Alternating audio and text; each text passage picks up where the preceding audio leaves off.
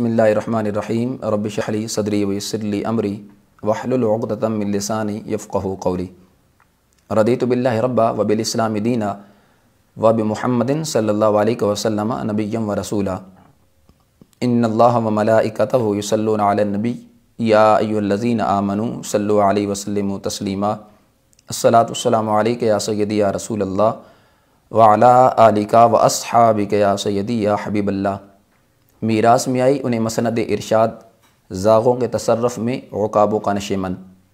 अल्लाह तबारक व तआला जल्ल जलालुहु की हम्द व सना हुज़ूर सरवर कायनात मफ़ख़र मौजूदात अहमद मुजतबा जनाब सय्यदुना हज़रत मोहम्मद मुस्तफ़ा सल्लल्लाहु अलैहि वसल्लम के दरबार गौरबार में हदिया दुरूद व सलाम अर्ज़ करने के बाद, मुहतशम सामीन नाज़रीन अस्सलामु अलैकुम व रहमतुल्लाहि तआला व बरकातुहू।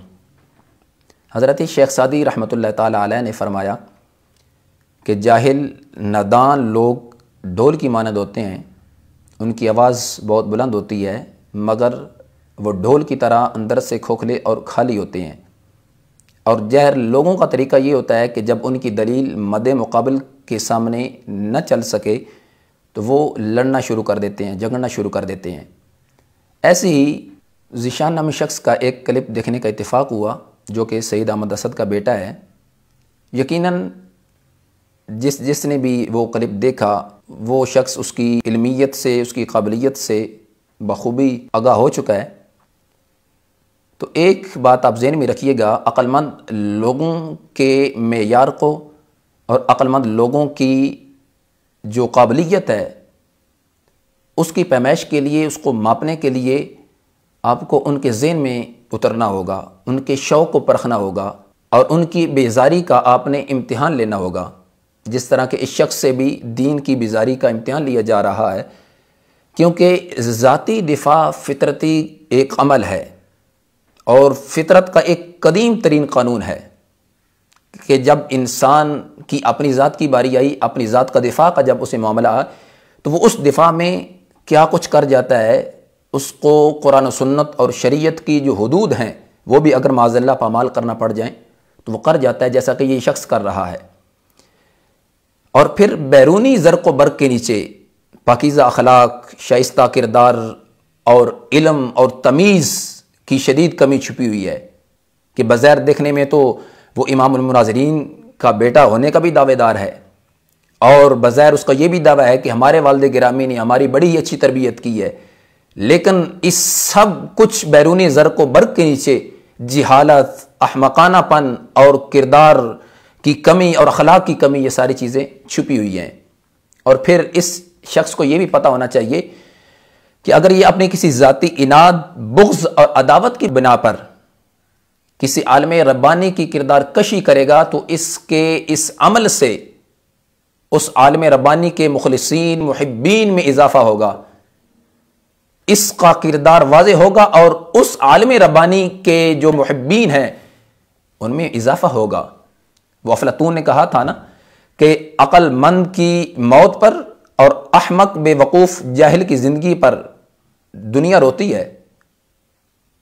ये इस शख्स का यही हाल है कि खुद क्या गुमराह हुआ, खुद इसका वालिद क्या बातिल नज़रियात का कायल हुआ और ख़ुद सख्त तशरीहात पे मबनी अपने उसने जो नज़रियात घड़ लिए कि इसने दूसरों का भी दिफा करना शुरू कर दिया। मैं इसको ये वाज़े कर देना चाहता हूँ कि सच्चाई के 3 मराहिल होते हैं, सच्चाई 3 मराहिल से गुजरती है। सबसे पहले उस सच्चाई का तमस्खुर मजाक उड़ाया जाता है, जैसा कि तुम लोगों ने उड़ाया 1 अगस्त को हज़रत क़ायद अहले सुन्नत हुज़ूर कंज़ुल उलमा दामत बरकातुहुमुल आलिया, जो कि तुमने खुद ही मुनाज़रे का चैलेंज किया, उन्होंने कबूल किया और फिर उस डेट पे वो तशरीफ़ ले गए फैसलाबाद तुम्हारे घर में, लेकिन तुम अपने घर से ना निकल सके। बजाय इसके कि तुम मुनाज़रे के लिए आते, तुमने मजाक तमस्खुर उड़ाना शुरू कर दिया, तुम्हारे चेलों ने, चमचों कड़छों ने, और तुम जितना कर सकते थे तुमने किया। तो ये सच्चाई अपने पहले मरहले से गुजर चुकी है। और सच्चाई का दूसरा मरहला कि उसकी शदीद शद्दोमद के साथ मुखालफत की जाती है, जो कि तुम कर रहे हो। और तीसरे नंबर पर बिल आखिर उस सच्चाई को अज़र मिन शम्स कबूल कर लिया जाता है। अब वो वक्त करीब है, जो मुश्किल वक्त था वो गुजर गया। अब वो तीसरा मरहला सच्चाई का, जो मेरे क़ायद ने हक़ व सदाकत की सदा बुलंद की थी, कुरान सुन्नत के मुताबिक जो जमहूर अहले सुन्नत का मौक़िफ़ पेश किया था, अल्हम्दुलिल्लाह अल्लाह के फजल से वो वक्त दूर नहीं है। मैं रब की आस पे कहता हूँ सरकार मदीना के सदके वो दिन भी आएगा आसिफ, हम दुनिया पे छा जाएंगे। और फिर इसका ये कहना कि मेरे वालिद गिरामी ने हज़रत कंज़ुल उलमा दामत बरकातुहुल आलिया की दस्तार की थी, उनका मुनाजरा नहीं हुआ था, फिर भी मेरे वालिद गिरामी ने उनकी हौसला अफजाई की और उनकी दस्तार कर दी। तो ये बात याद रखना, हज़रत कंज़ुल उलमा दामत बरकातुहुल आलिया की ज़ात, मैं सूरत गुल दस्ते सबा का नहीं मोहताज, करता है मेरा जोश जुनू मेरी क़ुबा चाक। हज़रत क़ायद अहले सुन्नत हुज़ूर कंज़ुल उलमा दामत बरकातुहुल आलिया की ज़ात तुम्हारी दस्तारों की मोहताज नहीं कि तुमने दस्तार की तो फिर वो माज़अल्लाह आज इस लेवल पे पहुंच चुकी है। नहीं, मेरे क़ायद ने तो अपने पाँव पे खड़े होकर अहले सुन्नत के तशख़्ख़ुस को बचाया। मेरे क़ायद ने अपने पाँव पे खड़े होकर कि जो बग़ैर किसी शेखुल हदीस के, किसी पीर के, किसी सज्जादा नशीन के बेटे नहीं थे कि जिनके हज़ारों के हिसाब से मुरीद हों, तो फिर उन्होंने अपने वालिद के उन मुरीदों के बलबूते पर इतना कुछ किया हो। नहीं, तने तनहा खड़े थे, अहले सुन्नत की इस नौ को सहले मुराद पर पहुंचाया है।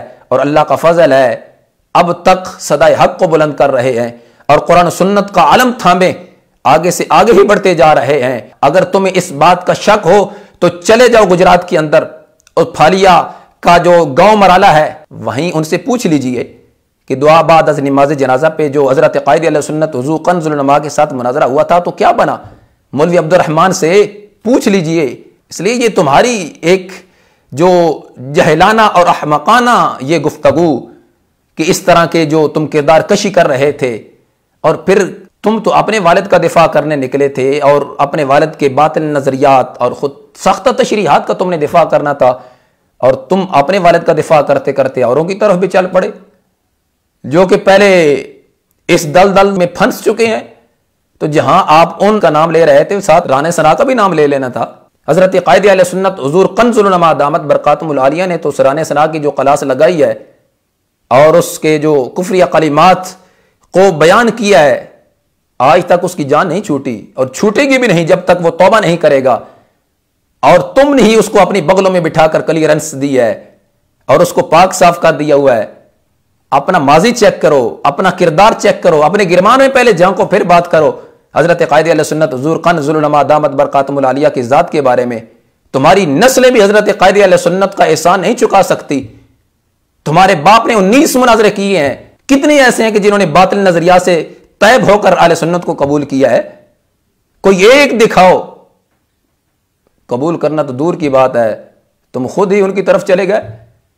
बकौल तुम्हारे अगर हज़रत क़ायद अहले सुन्नत हुज़ूर कंज़ुल उलमा मुफ्ती बाकिरदार प्रोफेसर डॉक्टर मुफ्ती मोहम्मद अशरफ आसिफ जलाली दामत बरकातुहुल आलिया ने कोई मुनाजरा नहीं किया तो बगैर मुनाजरा किए ही सैकड़ों और हज़ारों के हिसाब से जो अहले सुन्नत में लोग दाखिल होते जा रहे हैं बातिल नज़रियात को छोड़कर, बातिल मज़ाहिब और मसाले को छोड़कर, तो ये मेरे क़ायद की सबसे बड़ी हक पर होने की वाज़ेह दलील है।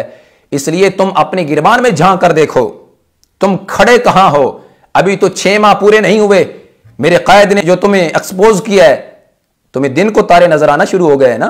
इसलिए अभी तो ये इब्तदा हुई है, अभी 6 माह मुकम्मल नहीं हुए।